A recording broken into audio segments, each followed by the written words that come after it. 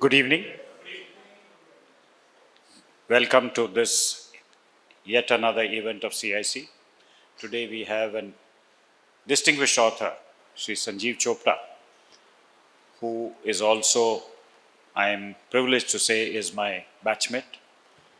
And this is his second book. He is associated with us in conducting the annual literary festival. So we've done 3 episodes of the Chennai International Center Literary Festival, of which he is one of our partners.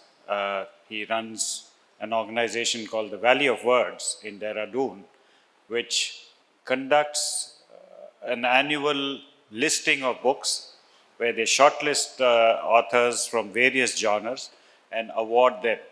And we get some of the shortlisted authors to come down to Chennai in our literary festival, and it's been going on for the last 3 years. Usually we do it in December. Now, more about the author himself. He is superannuated as the director of the Lal Bahadur Shastri National Academy of Administration, and therefore his connection with the book you can easily see. In 2021, he has written 2 books. His first book was We the People of the States of Bharat, The Making and Remaking of India's Internal Boundaries, which was published by HarperCollins in 2022. This was translated in Hindi by Raj Kamal in 2024. And his second book is The Great Conciliator, Lal Bahadur Shastri, and the Transformation of India, which is a Bloomsbury publication of 2025. Alongside serving on the Academic Council of the National Center for Good Governance and the National Institute of Disaster Management, he writes a fortnightly column for the print and a weekly book review published across several newspapers and websites.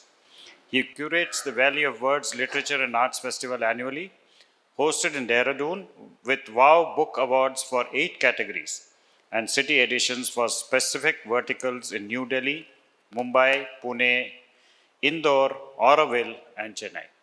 I have great pleasure in inviting onto the stage my dear friend, Sri Sanjeev Chopra.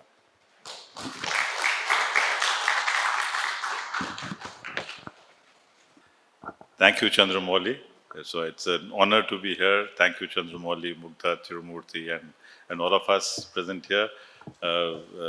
Justice Prabha Sridevan has been a WOW awardee. She's been to Dehradun, and her translations are legion. So thank you very much, ma'am, for being with us today. So friends, what we'll do is, the problem when you talk about a book on which you spent 5 years is that, you can go on and on and on.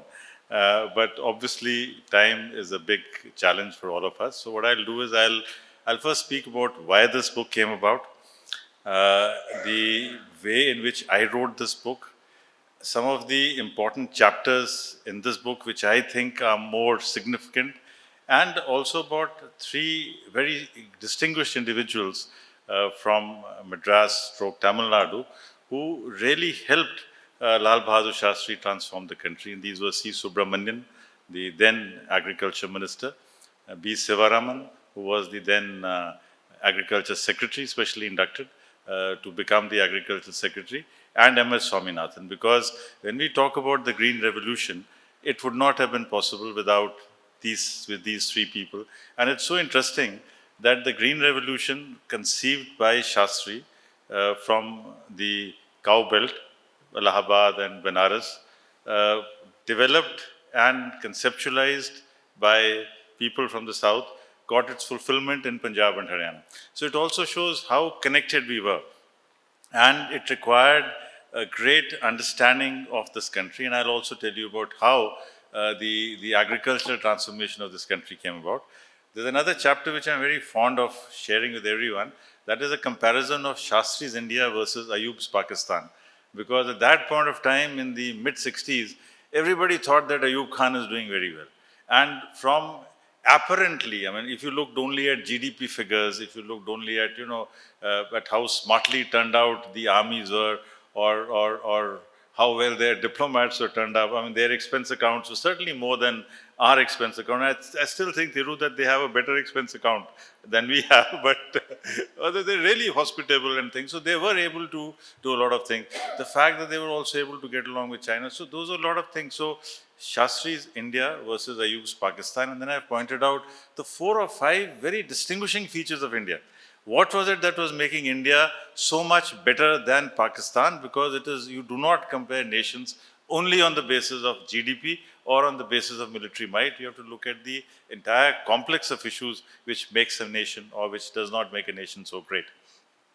So friends, the story starts like this, that first,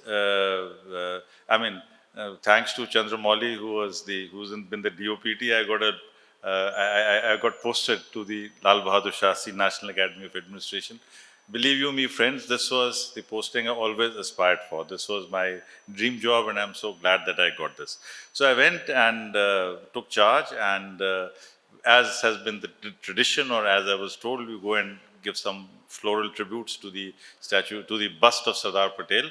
He's the, Bhishma Pitama, the patron saint of the IAS, and we go and offer some flowers to him. Then I went to the Gandhi Smriti Library, and while in the Gandhi Smriti Library, I was looking at the bookshelves, and there were books and books and books on Jawaharlal Nehru. Good, there should be books on Jawaharlal Nehru. Lots of books on Indira Gandhi, collected works of Mahatma Gandhi, collected works of M.N. Roy, collected works of Lajpat Rai, and the person on whose name the academy was helmed, there were 12 books. 12 books of which 3 were from ex-colleagues in the IAS. In fact, I am the 4th IAS officer who's written on him. There's a book, very slim book by Rajeshwar Prasad, who was his secretary. There's a book by L.P. Singh, which was, the profile of a quintessential Gandhian, L.P. Singh of the ICS. And then there was a book by C.P. Srivastava, who was also his joint secretary. These books were there, but these were books more in the nature of their personal recall with Lal Bahadur Shastri. Days with Lal Bahadur Shastri by Rajeshwar Prasad is equally a book about Rajeshwar Prasad as it is about Shastriji. Good books. But then one had to go beyond that, one had to go beyond that. So then I thought, why don't I take up this gauntlet of writing a full-length story on the person on whom the institution is named. And I'll also share with you the way I went about it. Because when you're the director, you have many deputy directors who work for you. So work becomes much easier. So I dispatched one of them, Gauri Prashar Joshi. I said, you go to, Chandan was then the Director General of the National Archive. So being in the IAS, I must say, really helps us to write books.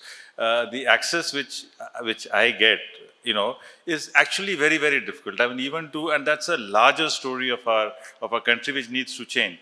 Because to get into the Ministry of Defense, even to get the photographs of the war, it's a nightmare to get into that. They're actually supposed to be the publicity division, and the publicity division has kept its doors locked. And as an anecdote or a sideline, I wanted 4 photographs of the war period. They said each photograph will cost you 250 rupees, but each of them has to be a separate demand draft.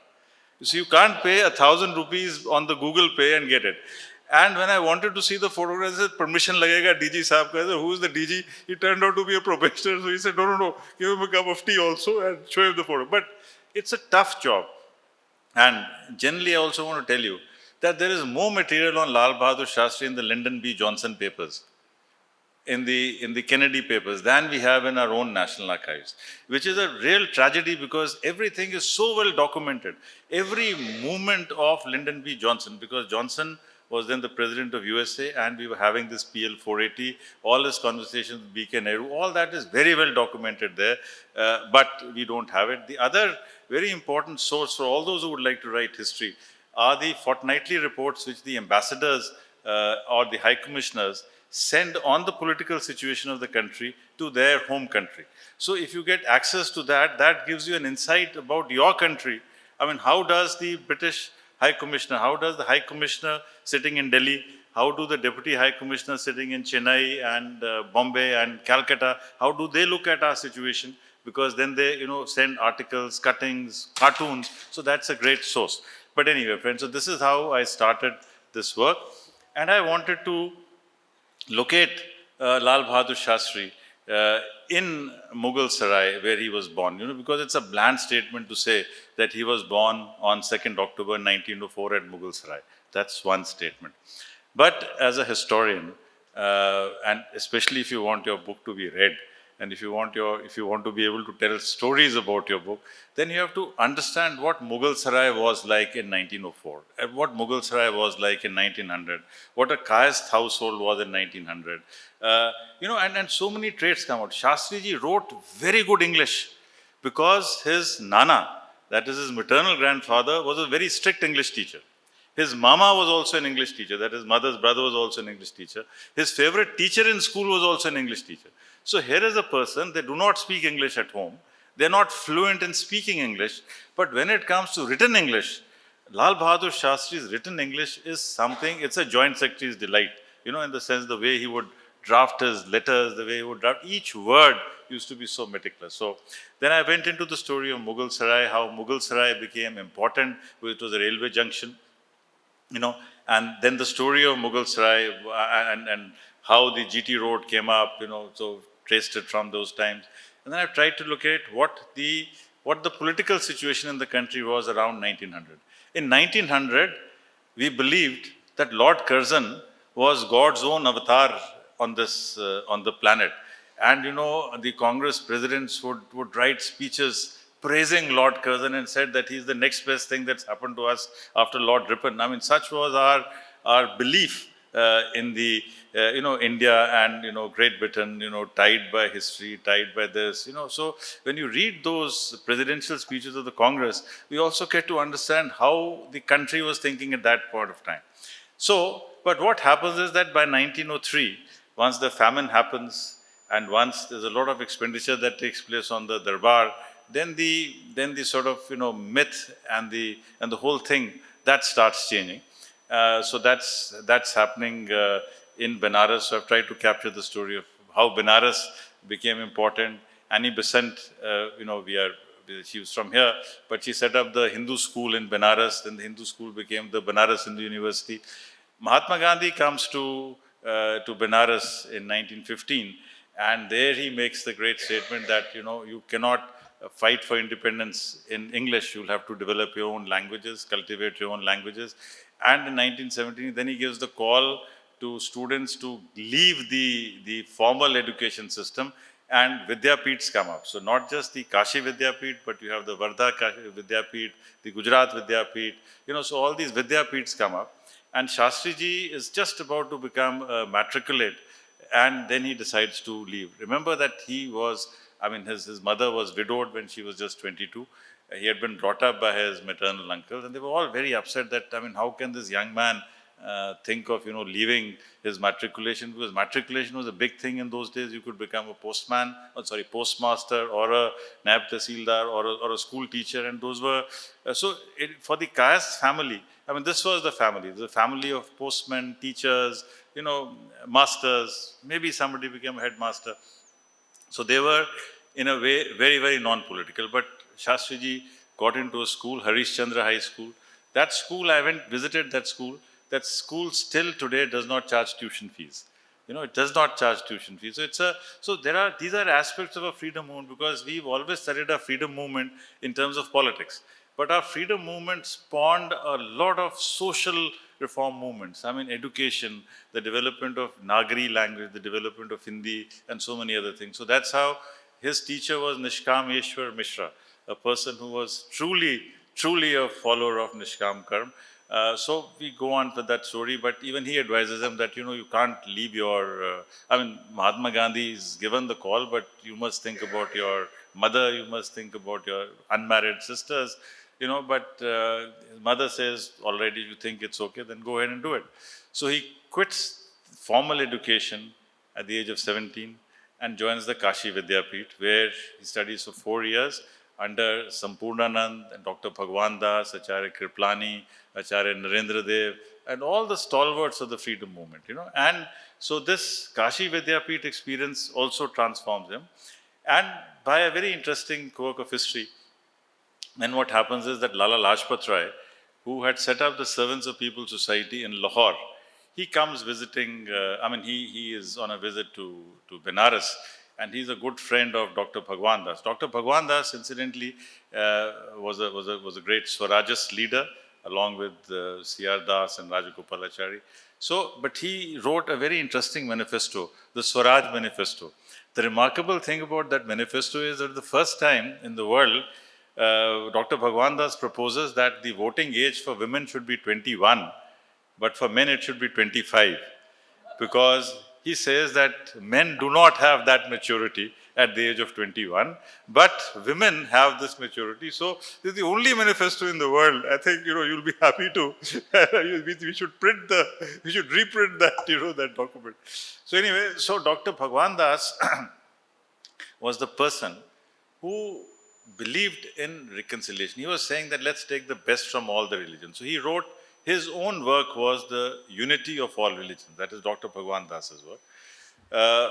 Shastri ji wrote for his thesis for the grant of the degree. He wrote a synopsis. He wrote a thesis called "The Philosophy of Dr. Bhagwan Das." Unfortunately, that book is not available. That book is not available. I mean, that dissertation is not available in Kashi Vidyapeeth or in BHU or in many other places. Interestingly, and that's something, which comes across as a researcher. So many people have quoted that book. So when I asked one of those persons, I said, but you quoted him, where is that book? He says, you come, I'll show it to you. I said, okay. But he never, the book is not available. So that is an unfortunate part of our record keeping. And I think, as a nation, our record keeping is very, very poor, very, very poor. So we have missed out on a very important document of Shastriji. There's another document by Shastriji written in Hindi, which I was told by another very venerated gentleman. He's put that in his book Dharti Ke Lal, ki unhone ek kitab likhi thi. But when I went to him and I said, where is the book? He said, it's in this cupboard or this cupboard or this cupboard. He didn't have the key, so I found an enterprising person to open the lock and key, but we couldn't find that book. So these are problems but fortunately I could meet some people who were his contemporaries, including a person by the name of Satpal ji. He was the then General Secretary of the Servants of People's Society last year. I had one conversation with him and he told me a lot of stories about him. Within 10-15 days he had passed on, but I was so glad that I could. So that gave me an idea of what it was to be a volunteer of the Servants of People's Society. So Lajpat Rai came to Benares and he asked the Vice Chancellor or the Acharya, he says, give me some young boys who have the patriotic zeal in them. I want to make them volunteers of the Servants of People's Society. So Lal Bahadur Shastri, Alagu Rai Shastri, some of these people, they used Shastri because they were graduates, right? So Shastri's name was Verma, but he had dropped his caste title. He didn't want to be known as by his caste, so he was Lal Bahadur, but after that he was Lal Bahadur. So he moved from Benares to Lahore. So now you can imagine the completely changed circumstances and the completely different environment in which he was brought in. And he was good. He was then studying understudy to Lala Lajpat Rai. And then, you're all aware that after in that protest march where he was beaten with lathis, Bhagat Singh decided to take revenge, but he was, Lala Lajpat Rai succumbed to his injuries in 1928. And then the presidency of the Servants of People's Society, it went to Purushottam Das Tandon, a great leader who was able to, as politically may not be so well known, but organizationally within the Congress, he was very, very powerful. So he shifted the headquarters from Lahore to Allahabad. This I mention because circumstances are so important in history.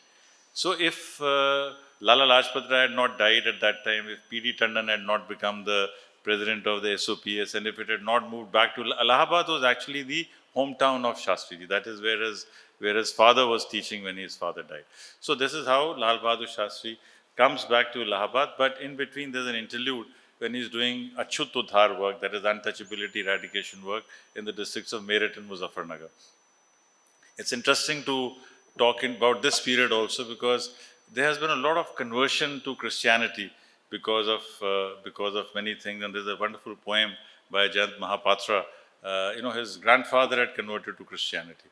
So he's written a very touching poem on that. But the intelligence reports of that period are now saying that because of the interventions of these Congress and Sarvodaya workers, the Christian conversion has stopped and Arya Samaj orphanages have come up. So one way, so there was also a contest amongst orphanages that who will have more people to work with. I mean, so in a way you can look at it as either very good work, or you could look at, treating orphans as cannon fodder, but whatever it was. So then Shastriji comes to Allahabad and starts, working. So I've traced his various places where he worked. Incidentally, the first place that he lived in was called the Zero Road.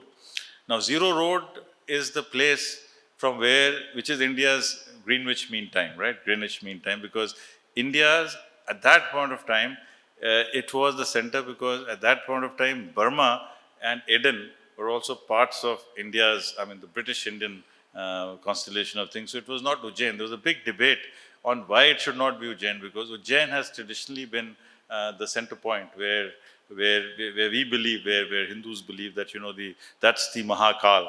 But there's a big debate, so it was finally Zero Road where he stayed. So that was just interesting insights into, because when you write a biography, it's very important to go and visit those places. Although the Zero Road today is very different from the Zero Road which would have been there in that time, but you see Zero Road, then you go to Leader Road, then you go to Muthiganj Mohalla. So a lot of change, and yet there are some things. You meet the grandchildren of those people whom he had interacted with, so it does give you a feel of that place.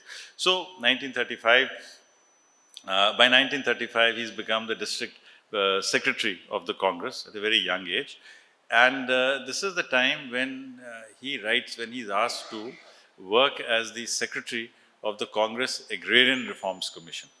And that is when he goes into a very deep study of the agrarian situation in Uttar Pradesh, then called the United Provinces, and he gives a very empirical study of what is the population of United Provinces, what are the number of farmers.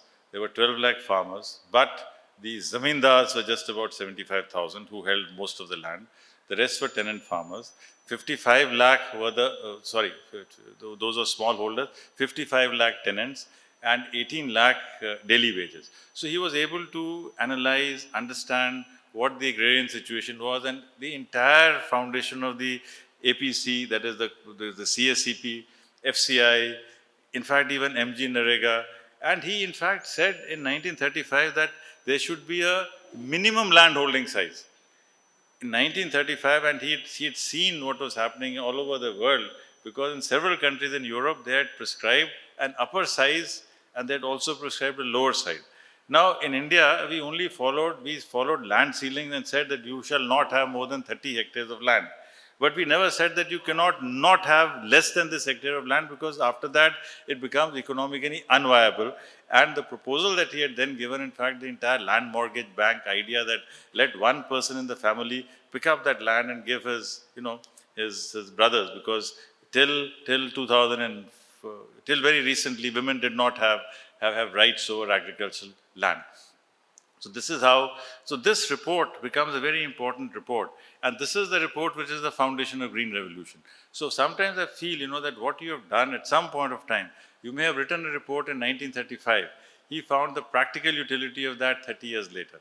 Because all said and done, you see, his was an experience rooted in the soil. And then, of course, we have the stories of all his jail yatras.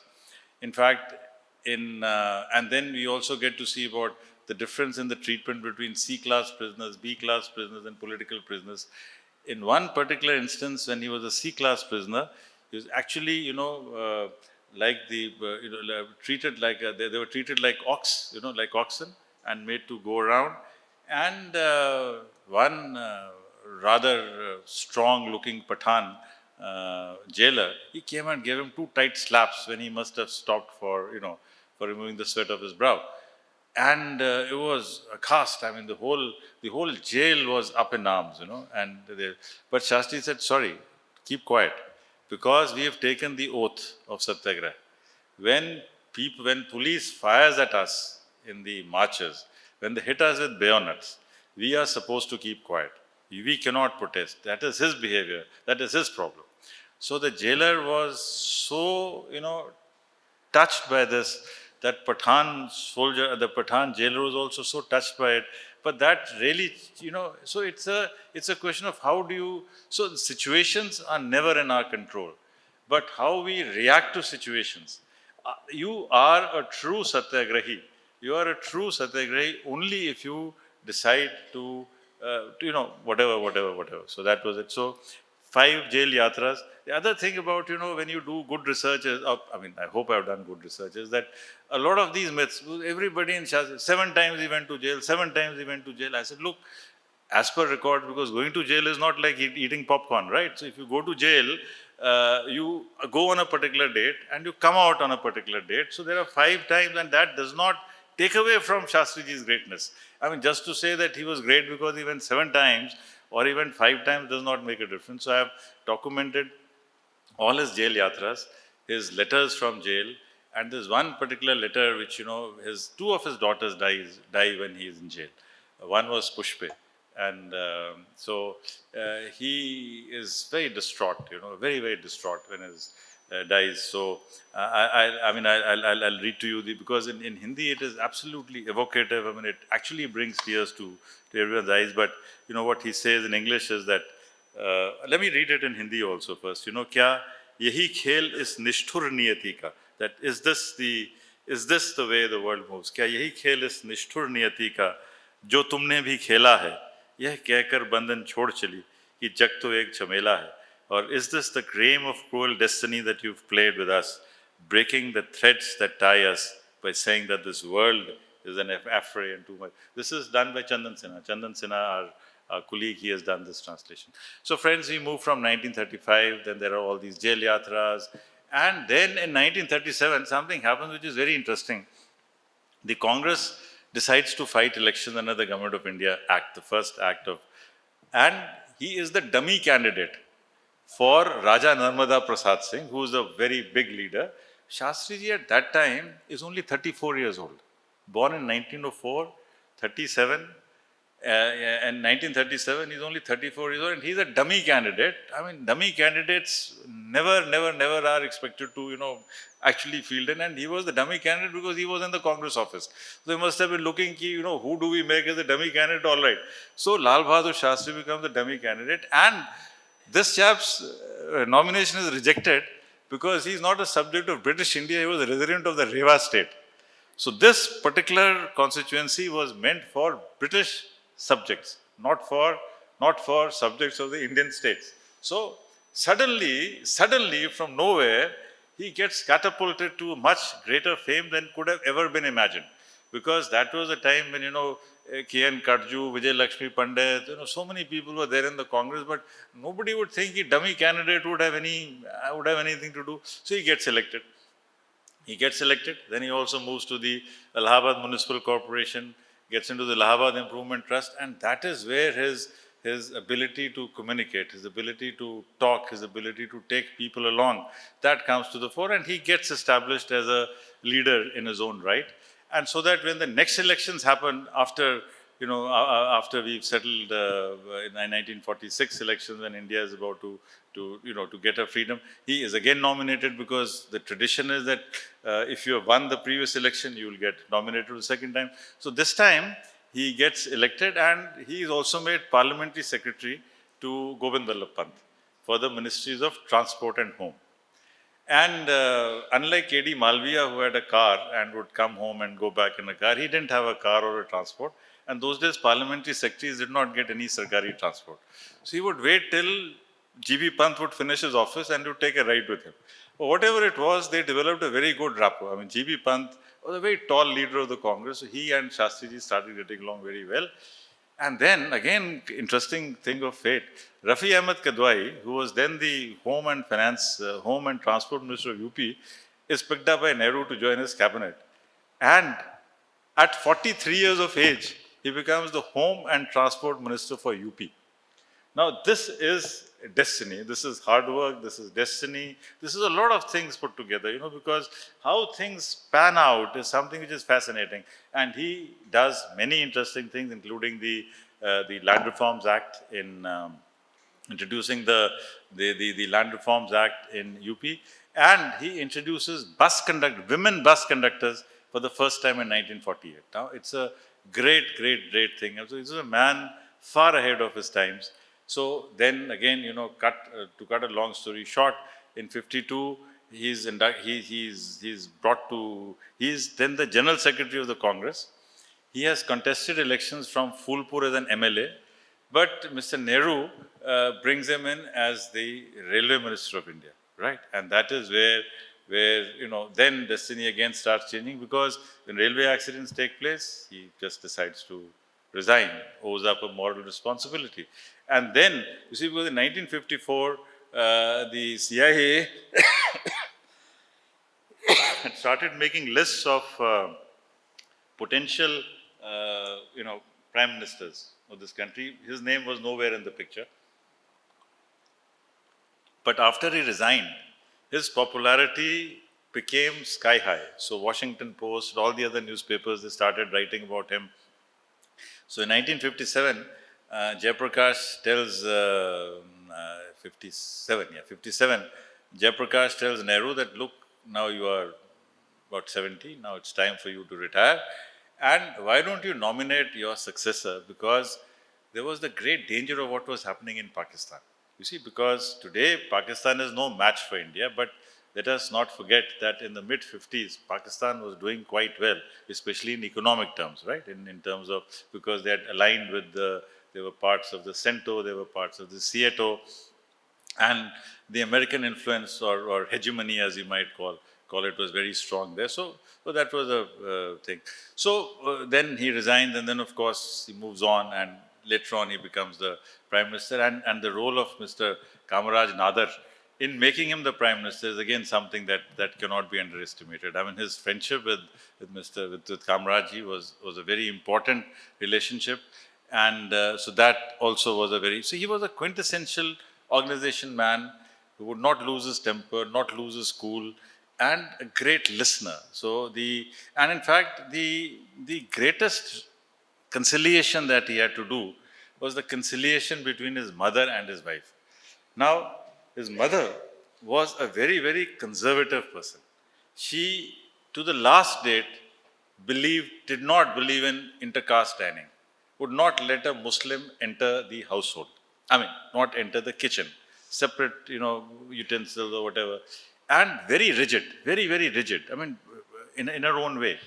And Lalita Shastri, on the other hand, wanted to be modern, wanted to participate in the freedom movement, wanted to picket. Shastriji also wanted her to, to take part in the Congress protest movement. So he got Kamala Nehru to tell his mother, that it's very important that she should participate. So he was able to so he never allowed. So imagine, I mean, I think it's a great man who can, ensure that there is complete balance. He had two widowed sisters living with him. So let's imagine, I mean, his household, I mean, lower middle class household, conciliating amongst people, conciliating between Nehru and Purushottam Das Tandon on opposite ends of the spectrum. So this is how, Shastriji develops a lot of these things. So then finally, of course, he became, but what I'll now start to share with you is about, Shastri's India and Ayub's Pakistan, because I think this is and then I'll talk to you about Jai Kisan and about the difficult reconciliation on language which brings him to this place. So, you see, what happens is that,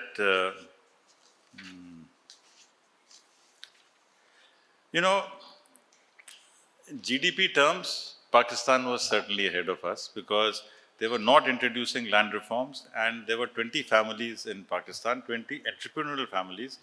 And in fact, the entrepreneurial families in Pakistan, like Mahindra and Mahindra, it was actually Muhammad and Mahindra. So M&M was actually Mahindra and Muhammad. So they came there.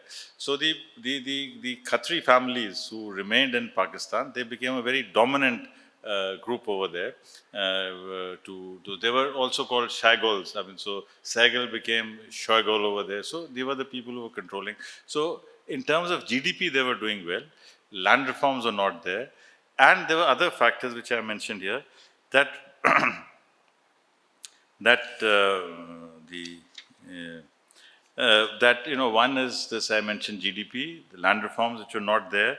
The point was that in Pakistan, there was no constituency for land reforms because there were no elections. You see, the reason why land reforms happened in our country were also because of the Communist Party of India. The threat of the Communist Party got a lot of the Congress governments to bring about land reforms, which otherwise they would not have brought.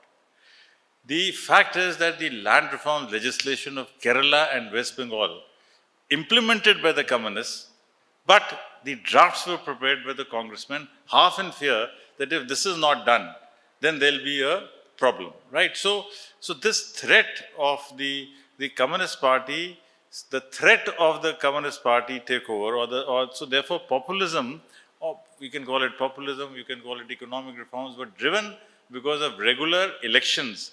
So regular elections in state and the center make a lot of difference. In fact, whether it is the pension policy or anything, the moment there's an election, concessions have to be announced. In fact, in Delhi, to just make a little comment, I mean, the announcement of the 8th Pay Commission definitely affected the Delhi elections, because half the NDMC areas were very happy, 8th Pay Commission, this could have been announced before but Delhi, it was time to get the government sector constituency in your place. So politics does play a very important role.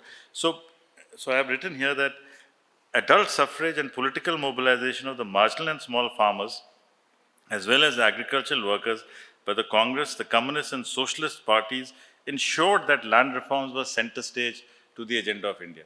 In fact, now land reforms are not as important because agriculture does not contribute so much to the GDP of the country. But if we go back to the 50s and the 60s, there was primarily agriculture that was happening. So I mentioned that there were three other differences between Shastri's India and Ayub's Pakistan. In terms of political parties, provincial autonomy, and the role of the army. So these are the 5 factors which differentiate, two which one can say in a very conventional sense were perhaps, more in favor of Ayub, but 4 factors were definitely there in terms of a strike. Incidentally, in Pakistan, while we were creating provinces, while we were creating our linguistic provinces, in Pakistan they merged the provinces. So in Pakistan, they merged Punjab and Sindh and Baluchistan and Khyber Pakhtunkhwa into West Pakistan and East Pakistan, because the population of East Pakistan, the population of Bengal, the single population of Bengal was more than the population of any other state. So in order to put some control over Bengal, that's the big issue, we are facing it in Tamil Nadu, we're facing it everywhere. I mean, demography, democracy and politics, they go together. And it's a fascinating story of how. So what was happening was that in India, we were recognizing, Kannada, we were recognizing Marathi, we were recognizing all our languages. In Pakistan, till to date, you cannot speak in Punjabi in the Pakistan Assembly. The Pakistan National Assembly only allows for a speech to be given in Urdu. Punjabi is spoken more in Pakistan. There are more Punjabi speakers in Pakistan than in India. And yet, Punjabi is not an official language. And I always like to show, in fact, when we get civil servants for the NCGG courses, I always like to show them a currency note, that this is the only country in the world where the expression of the value of the rupee is given in 17 languages. 17 languages, and it's a great thing. After all, what difference does it make if you put 500 rupees in Punjabi and in Tamil and in Malayalam? The value remains the same. And these days, in any case, it's Google Pay and the money is lost. But this is a very symbolic value, very, very symbolic value. So, any case, this is the chapter which I'll come to the Jai Jawan chapter, Jai Kisan chapter, which is very important, because when Shastriji offered this portfolio to Jagjeevan Ram, he says, no, I don't want to be this. He offered the portfolio to K.D. Malviya.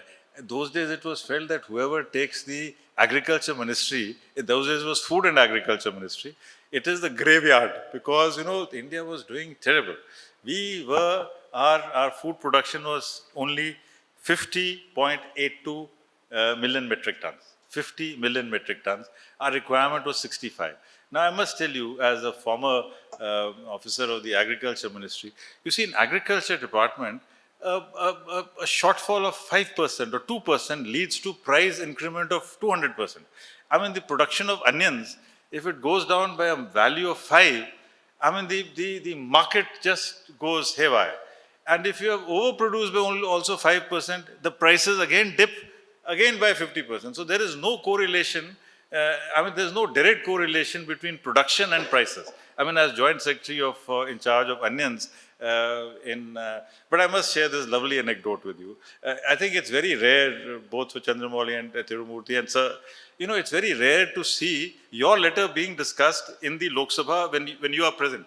So what was happening is, the opposition is pillaring, Sharad Pawar ji that, why have onion prices gone up? What has the government done about onion? So I was sitting in the visitors gallery, and there Sharad Pawar ji produces a letter written by the managing director of NEFED, that is yours truly, to all the chief secretaries saying that we anticipate a crisis in onions. So if you want a stock of onions, please let us know and we'll supply you it. So here's the Sharad Pawar is saying that, look, nobody wrote to us that you wanted onions if you want to, but that apart. So that's a little aside which I want to. So the point is that in 1950, 50.82 metric tons of grain for a population of 36 crores. In 1960, it had touched 48, but the population had become 48 crores. The production had increased to 80 MTs. So per capita availability of food grains did not change. Today, as we sit and talk, our population is 140 crores, but we produce something like 320 metric tons, 320 million metric tons. So there has been a complete transformation of this agriculture. So this transformation took place because C. Subramanian, who was then the steel minister. So when these two people did not agree to become the agriculture minister, so Shastri told him that, why don't you become the agriculture minister? He said, give me some time to think. So by evening, again, Shastri called him and said, please, I mean, why don't you agree to become the agriculture minister? So he says, okay, if you say so, but you'll have to give me he says, of course, go ahead and do it. So he applied the principles of, steel industry, that pricing, pricing, scientific innovation, because before that, grow more food, collectivize your farms, do this, do that, the community. So the focus was not on science, the focus was not on the technology of agriculture. And when Subramanian takes over and he has the first meeting with the agriculture department, he finds that laid back, I mean, something will happen. And he also realizes that the scientists in the agriculture department are paid less than their counterparts in ISRO and in CSIR. So if you were an agriculture scientist, you were not at the same par, you were not at the same value which you had if you were working in the Bhabha Atomic Research Center or if you were in the CSIR. So the first thing that he did was increase the pay scales of the agricultural scientists, brought about an agricultural research service. And interestingly, the name of the new department which he created was DARE, Department of Agricultural Research and Extension. So sometimes these acronyms also have a very interesting way. So DARE was created. Swaminathan was inducted in the January of 1965, and then Mr. Sivaraman, who was then the Chief Secretary of Odisha, he was brought in, and it was actually this triumvirate which brought about the great changes in India's agriculture. So when we say, and Shastri was a great team builder. See, it's a fashion to be critical of Mr. Nehru, but let me just place on record that Mr. Nehru was not deeply into consultation with anyone. He felt that he knew everything. So he gave a good speech in 1959 on collectivization of farms, and that's the way it should be. Charan Singh got up and said, are you crazy? You cannot collectivize farms. You can collectivize farms only if there was no prior ownership. You see, in Israel, the kibbutz worked because there was no prior ownership. But if you have prior ownership, if I have this 10 acres of land and Tiru has this 12 acres of land, he will never agree to become partners. But if both of us are refugees, let out in the wild, sent to Andamans, they will say, okay, let's cooperate. So Charan Singh at that point of time told Nehru that, look, you are talking through your hat. You've never held the plow, so it cannot happen.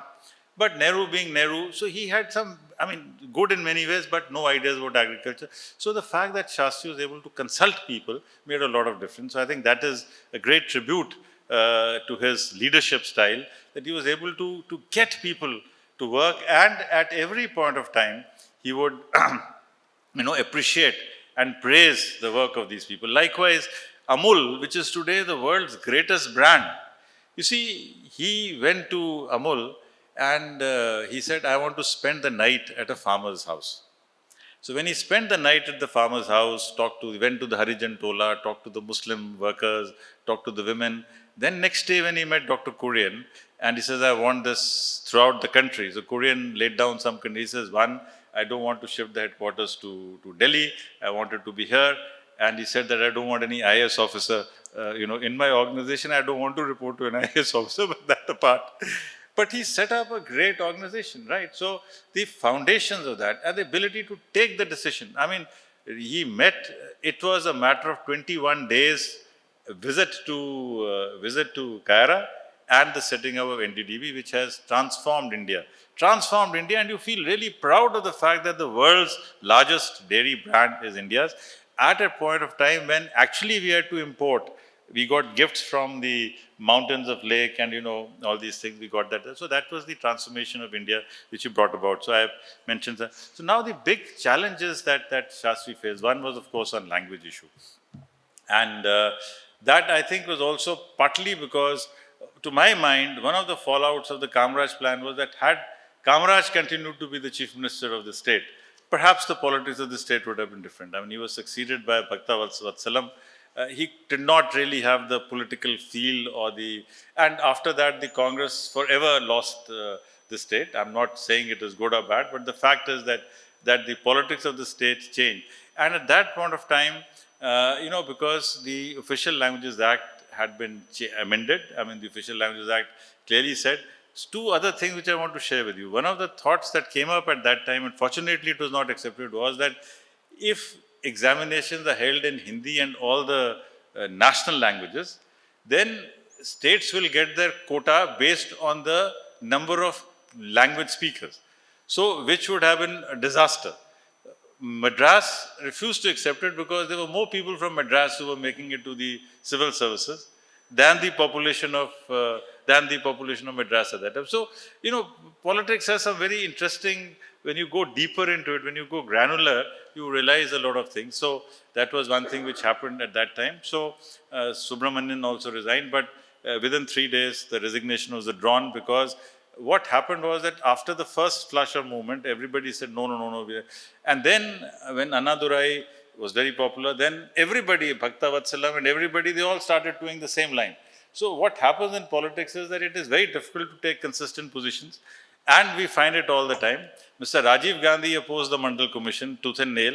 His son takes a very different view, probably has not read his father's speeches in the Lok Sabha or the Rajya Sabha, which is not very surprising, given the level of, he's of course being well coached by many leaders. But, it's just so interesting how political parties change their position with time. But now let me come to how the 1962 to 65. 62, we lost the war with China, as we are all aware. There again, there is a very interesting thing which I realized, that you see, Shastriji had always been saying in the very rare that we should accept the border adjustment formula which Chow and Lai is offering us. This is not something which is very well known, but the fact is that there were options available, but Mr. Nehru had taken his own view about, how things should happen. And of course, in 65, now let's come to 65. 65, we have the Operation Desert Storm, the Run of Kutch, and contrary to what people might say, at that point of time, Pakistan carried out 3 operations. There was the Operation Desert Storm, which was in the Run of Kutch, settled more or less in India's favor. Then there was the Operation Gibraltar, under which all these infiltrators had to come in, but they were caught, arrested, and that was the end of that. And then they brought in the Grand Slam. And for all those people who accuse Mr. Shastri of giving up Haji Pir and all these places, you must realize that Pakistan had taken over Chamb. Chamb Jauria was under Pakistan occupation, and it's not very far from Jammu. Pakistan was just 2 miles away from Akhnur. 2 miles away from Akhnur. So India did a counter strategy. We moved into Lahore sector, we moved into Sialkot, we moved into Barmer to divert the Pakistan army, and we did a lot of successes there. And then, of course, Pakistan went to the UN. One of the good things that Shastri did was that he said, I will not go to the UN. India's experience with the UN, with, Thiru is there, but he knew, quite realized that there's no point going to the UN or the security, we'll fight it out. And the remarkable thing is that, sirs, ladies and gentlemen, this was the first person in the Republic of India to have done the so-called surgical strike, the first person who actually did it. Because the only people, up in the north, I mean, the way we've been taken over by the south by the seas, by the north by the thing, it was, every time you had these attacks, Ghazni, Abdalis, Ghauris and things, when Ranjit Singh became the king of Lahore Darbar, now there's a difference. Ranjit Singh was technically the Raja of the Lahore Darbar, which is no longer a part of India. But he went to Kabul and got back the doors of Golden Temple and the doors of Sarnath, which was a great moment, because, you get back those things, and there was a huge celebration thing. But that apart, as far as India, Republic of India is concerned, he's the first person who was able to do it, and he did so friends, this is, and then of course, we know about Tashkent. A lot of people say that, he gave up Haji Pir. Now, my point is, that whenever there are negotiations, it's very easy to say that I will take this also, I will not give. It's not possible. In every negotiation, it's a case of give and take. And as far as the ceasefire line with Pakistan is concerned, from 1949, that ceasefire line has been accepted by Mr. Nehru, by Mr. Shastri, by Indira Gandhi, and by Mr. Vajpayee also. So it's more or less an established line. Unfortunately, he died in Tashkent. I do not subscribe to the theory of any of anyone, any conspiracy theory, because the conspiracy theorists would have it that KGB also murdered him, and Indira Gandhi also murdered him, and CIA also murdered him, and of all the people, Jan Muhammad, the poor cook in the service of tea and call, he also murdered. It's ridiculous. It's absolutely ridiculous, and it does not do justice even to people like Kuldeep Nair to have, to go on into these conspiracy theories. Fact is that Shastriji was a great man, but he had poor health. I mean, he was not very healthy. He was, in fact, he had very bad dentures. So somebody asked him, why your dentures so bad? He says, I didn't have money to go to a good dentist. But I mean, he should have, in retrospect, he should have gone to a good dentist. I mean, when he got his second heart attack, the family did not want it to be known that he's had a heart attack. Therefore, it was the family doctor only who treated him. I mean, they could have gone to the RRR. I mean, the army had set up that RRR. So, keeping these things, sometimes you don't know what happens. But this was his third. To my mind, it was a death which happened with a lot of stress, because when in international there was a lot of stress. But to say that he was killed or poisoned by, it's not true. One thing is that had he not died, maybe he would have come in for a lot of criticism, because people, most of us, especially, and not most of us, but because we are in the services, so we have to follow certain things. But newspaper men, and forgive me if I say, they, without understanding anything, they write, we should have done this. We should have not given up 93,000 people after the Bangladesh. Hey, how can you not? If you are signatories to the Geneva Convention, you'll have to do it. You can't have the cake and eat it too. So this is the story of, so he was, to my mind, a great person. A person who was honest to himself, a person who lived within his means. That's a very important criterion. And he set up 4 very great institutions for this country. BSF being number 1. Because my father and my father-in-law both come from the BSF, so I have a little, personal touch with it.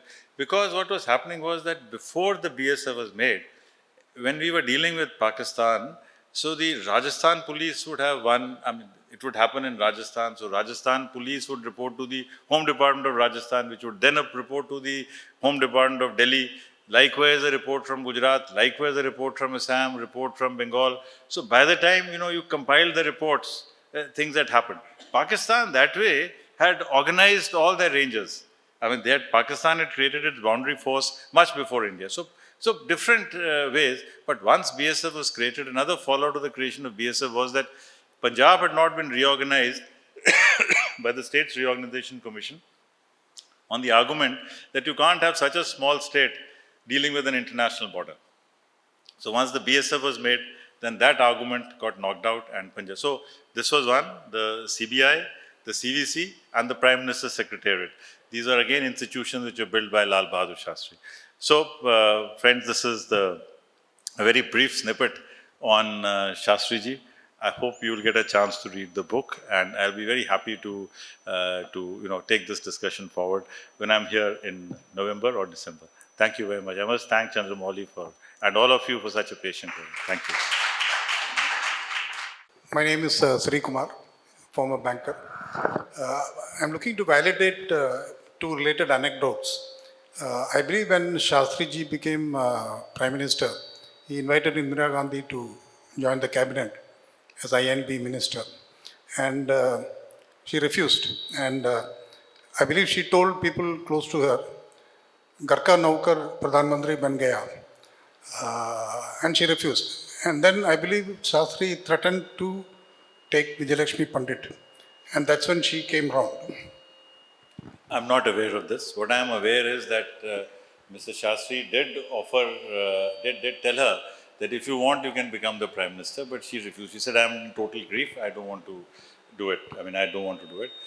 I'm also told by Mr. Prem Prakash ji, who was a journalist who was with him in Tashkent, that what Mrs. Gandhi wanted to be was our High Commissioner to UK. But again, these are all stories. These have not been documented. And as a historian, and especially as an ex-bureaucrat historian, unless there's something on record, I'll not, I'll not accept it. So these are kimadanti stories, but even the Hindi books that have been written on Shastri ji, they don't recount this particular episode. Yeah, thank you for this interesting talk. I haven't read the book myself, but I am interested in knowing why you chose to name the book The Great Conciliator. Other than the episode, the instance that you talk about, him reconciling the differences between his wife and his mother. So, what else did you see in him as being a great conciliator? You see the language formula. The language formula that he worked on. In fact, he first reconciled the issue of the Barak Valley in Assam. Because in Assam, Bengali-speaking areas in Assam, which the Assam government was not willing to recognize. So he was able to get there. He was able to, that Hazrat Bal shrine incident, the trying to negotiate between Pandit Nehru and okay. This was leading to an echo. So reconciling between Pandit Nehru and Purushottam Das Tandon, not picking up a fight with anybody, So that was his ability to be a conciliator, in the sense that is why when when compared to, in fact, when the Congress discussion was going on, they said we will not have Morarji Desai because he doesn't listen to anyone. He's so hard in his approach. So I think these were the things. And then the name, The Great Conciliator, started being applied to him by several foreign journalists, including Billis, Hanjan and all these people. So once there were two names that were ascribed to him. One was Little Sparrow. In fact, the CIA calls him Little Sparrow in many places. And the word Great Conciliator is also used in a lot of correspondence at that time. So that's how I picked up this term, Great Conciliator.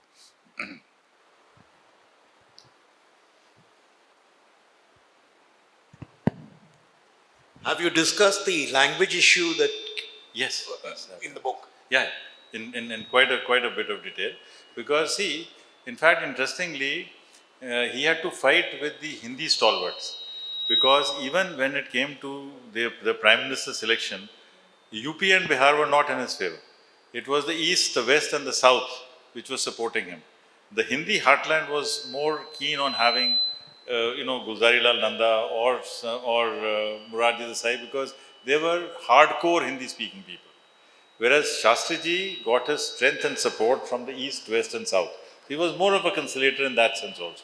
He made his point very clear that Hindi will not be imposed till such time as the non-Hindi speaking states are willing to accept it. Very clear.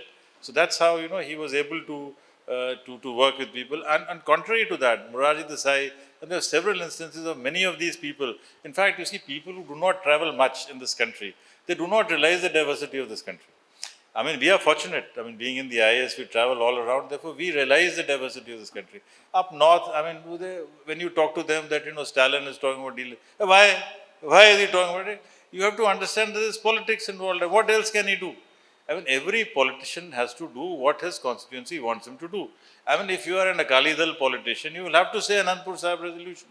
Whether you like it or you don't like it, you'll have to say it, you'll have to talk. Punjab is protesting. Why has the governor of Punjab given a speech in English, in Hindi? They say you can give it in English. Look at the sensitivity. They're not just sensitives in Tamil Nadu. I mean, this gets more highlighted. But in Punjab, the lead headline is that why has the governor given a speech in Hindi?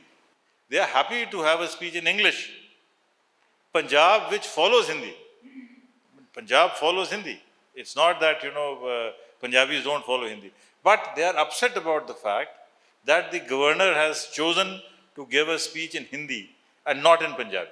So every political party must make its position on the basis of its local, dynamic, local things.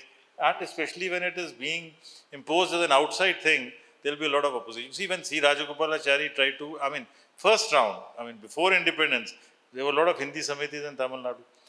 But when it becomes political, 1952, when the first map of India came in Hindi and was brought to the Madras Secretariat, it was burnt, because by that time things had changed. So what makes a thing change is also politics. So.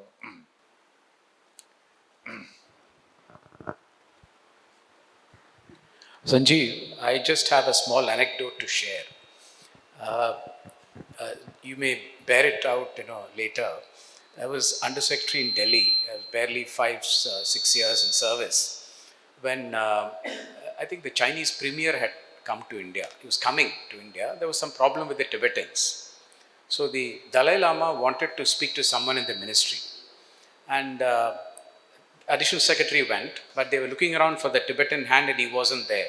I was dealing with Bhutan. He said, no, you go as a note taker. So I went there, met Dalai Lama, and Dalai Lama said to him that as far as Tibet is concerned, Nehru was slightly more conciliatory to the Chinese. Whereas Lal Bahadur Shastri took a more hard line. He was not willing to accept the autonomy or the Tibetan autonomous region. He was not willing to concede that to the Chinese. So I found it very interesting. I didn't have an opportunity to pursue this line of thought and see whether it actually got reflected in the papers. But I thought I should just mention it to you. You're very right. Actually, the Ministry of External Affairs and the Ministry of Home Affairs have had a big fight over the Tibet issue, because all the home ministers of the country, from Sardar Patel to, except for the brief period when G.B. Pant and Lal Bahadur Shastri, because their views, the views of the Home Ministry vis-a-vis China and Tibet have been very different. Because in 1952, we gave up our positions in Gartok and several other places, as you are aware, because Panikkar was then the Panikkar and Menon, they were the leading lights and things. So later on, in fact, as I mentioned in my book, there was a period when Tibet disappeared from the map of India. But one thing is there that when in 1962, just before the war, when the proposals about border adjustments had come, Shastri was more in favor of a settlement. Something on the lines that why don't we lease out this land? Just as, we've done in the case of Teen Bigha. So this corridor, China desperately wants to connect, Xinjiang and that other province. So one of the solutions could have been that, all right, the notional ownership, the notional, the de jure, that you could keep it on your map, but you've given it on a long 100 years lease or this is what we did with Teen Bigha. First we gave 999 years lease to Teen Bigha, before the land border agreement. So, it's a subject which needs to be studied at length and in depth, and without, carrying out that rhetoric, we will not, do anything. We have to settle it. The earlier we do it, the better it would be. Do you think there will be ever another Lal Bahadur Shastri of Shastri's character? Do you think in the present situation or in future? I don't think so. Do you think? You see, historians are meant only to interpret the past. It's journalists who predict the future. No, So he is not I'll history. He is just recent. No, so. No, ma'am, I don't No, know. his character. Do you think that there will be someone like Lal Bahadur Shastri ever be born? Difficult to say, ma'am. Difficult to say. I will not hazard a guess because you never know history. I mean, history has this strange way of, we never know. We never know. I don't know, ma'am. I don't know. I don't have an answer to this. Well, we all live on hope, but you see, the ability to give up is a very rare quality. In fact, this is what Justice Prabhadavan and I were discussing just now, that, being able to give up is a very rare trait. And whether that trait can come in a politician, I don't know. Because another thing is that there are no institutes like Kashi Vidyapeeth today. There are no teachers like Dr. Bhagwan Das today. There are no teachers like, Acharya Narendra Dev or Acharya, because all these people, this person, Acharya Kriplani, for instance, used to be teaching at Delhi College in Indore. It used to be then called the Rajkumar College, at a salary of 350 rupees in those days, in 1920. So he left that job to come and join Kashi Vidyapeeth at 120 rupees. Now, such people who would be giving up, good jobs, I do not see, you go to the Servants of People Society today, it's a dead campus. There are hardly any takers. You go to Pune, you see the Servants of India Society, there are no takers. So that aspect, so those caliber of people is perhaps less today than it was in those earlier times, because there was a passion to seek freedom for the country. That passion is gone now. Now we are all into the mode of Viksit Bharat, which is also important. Do you think he was the first accidental prime minister? No, not at all, not at all, not at all. He was very, you see, look at the way I think destiny was favoring him, because at all points of time, how many, you see, if you look at Allahabad in 1937, if Vijay Lakshmi Pandit knew that she could have also contested and won, she would have applied for it. So many people were there in the Congress who were far more senior to him. Dummy candidate, you and I know what a dummy candidate is. We have seen so many elections. Do you remember the name of any dummy candidate? That's why I said, is he the first accidental prime minister? Okay, he was the first. Okay, now that's a deeper question, right? Maybe. Of all those people running to the Prime Minister's chair, you see Nehru sitting in the chair and Shastri coming next. And after that was Indira Gandhi, and fourth was Moraji Desai. Okay, that must have been 60s, late 60s. No, it wouldn't have happened in the 50s, because maybe late 50s, yeah, possible. Kuldeep Nair does write, and that's a lot of journalists who say that, it should not have been written, because there was a private comment of Shastri, which when Shastri was asked two questions, one, that who will be his successor, and Shastri said that if I live long enough, if I live for 5 years, it will be Y.B. Chavan. Earlier, it will be Indira Gandhi. So that's one statement which is attributed to Shastri, which is recorded by Kuldeep Nair. And another statement which Kuldeep Nair has recorded in his book Between the Lines and Beyond the Lines. Now, Kuldeep Nair's testamentary value is diminishing with time, because he has claimed many things which are we know that many things are not true. For example, he says that he was the first to reach the room of Shastri when he died. That's not possible, that's not true, because his dacha, he was staying about 1 hour away. C.P. Srivastava and the other members of the delegation, Y.B. Chavan and the others, they were there. He says, I brought the national flag which draped him. These are all very exaggerated stuff. Now, when you have caught a person exaggerating one aspect, then the evidentiary value becomes a bit less. So, a lot of what Mr. Kuldeep Nair says is good for a researcher, but you cannot give the same value which I would give to, say, a statement by C.P. Srivastava, or a statement by R.D. Pradhan, who was the secretary to Y.B. Chavan, or which was given by L.P. Singh, who was our home secretary, or a statement by C.S. Jha, because these were, bureaucrats. And I'm not saying this because I'm a bureaucrat, but, when C.S. Jha says something, he was a foreign secretary, B.K. Nehru writing something, there is a greater authenticity in that than what a journalist would write. No offense to journalists, but that's the way, because their information about the thing is not direct hand. It's a second, third hand information which they have about the subject. Thank you, sir. Thank you very much for that. Thank I you. think I think there's been a lot history of post-independence. We have at one end we have Nehru, and we have lots and lots of things being written about him. His daughter Indira, yes, but Shastri is something which is a little bit of a interlude which is not very well researched, and I think we need, and many important things happen during that small interlude of Shastri. And that is where books like this become very important for us to go into. Because I remember Jai Jawan, Jai Kisan was a slogan. Many of us, I think, when we were children, gave up one night's meal because he appealed for the war effort that you give up a meal. I think these are things which people have forgotten today. So it's a great contribution, Sanjeev, and thank you. Thank you very much. And we are sorry that these books are not available today for sale, but it's available on Amazon, I'm sure. It's available on, I'm very happy to share with you. It's available on Padega India at 50% discount.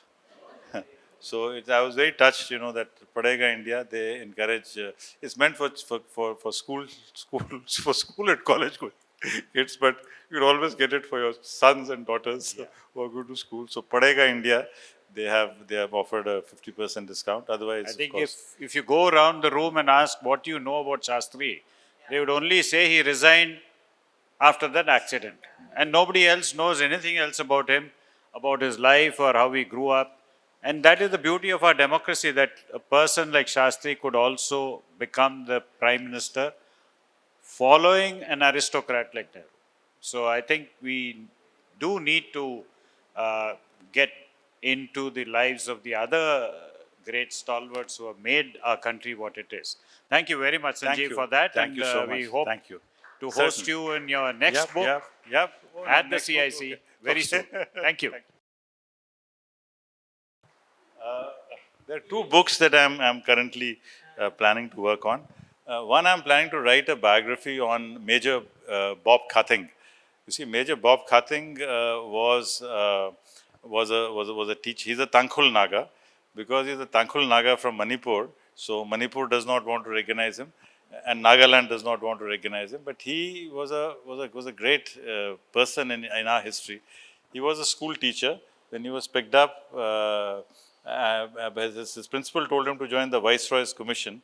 He became a major in the army, saw action in Second World War, was then inducted into the Indian Frontier Administrative Service, went and took over Tawang Monastery, because that was shown, the map showed that Tawang is ours, but Tawang was not really ours. Tawang was paying its tributes to Tibet. Incidentally, at that time, India had recognized Tibet, but Tibet had not recognized India. So that was a very interesting phase in our history. So he took Tawang, and that is where the Dalai Lama could move into India. He joined the Indian Frontier Administrative Service, became the DC of Mokokchung, where the two Naga peace accords were held. They were held there because he was able to wean away a section of the Nagas from the Fizo faction to agree to become a part of India. So the two Naga settlements happened when he was the Deputy Commissioner of Mokokchung. He then became the Chief Secretary of Nagaland, and his career, at the end of his career, he was made our ambassador to Burma, then Myanmar. So I have yet to come across a person who's been a diplomat, who's been a Chief Secretary, who's been a Deputy Commissioner, who's been a major in the army, and a teacher from a very remote tribe, the Tangkhul Naga, of whom Ram Muiwa is one. So Ram will be helping me in this work. And the second is I'm trying to work on the borders, boundaries, and blue waters of India, so that how do we configure India in the next few years. So tall order, but I don't know. How it will work. Thank you. Some housekeeping announcements. Our next event is on the April 5th. It is on the Mahabharata Kooth, and a very eminent speaker, Dr. Muthukumar Sami. 12th of April, we have another very interesting event. This is on Sindhu Saraswati research and Tamil culture. We have Madhusudanan Kalaichelvan speaking to us on this topic. On April 19th, we have a different genre. Jayashree Venkateshan speaks to us on wise use of wetlands in Tamil Nadu.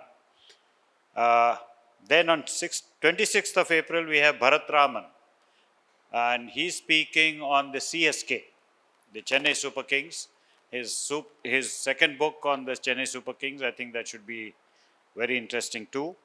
On May 3rd, we have Nirmala Lakshman speaking on Chennai, and Tamils. And May 10th, we have the editor of the Kalaimagal magazine, which is its genesis and up to the new age.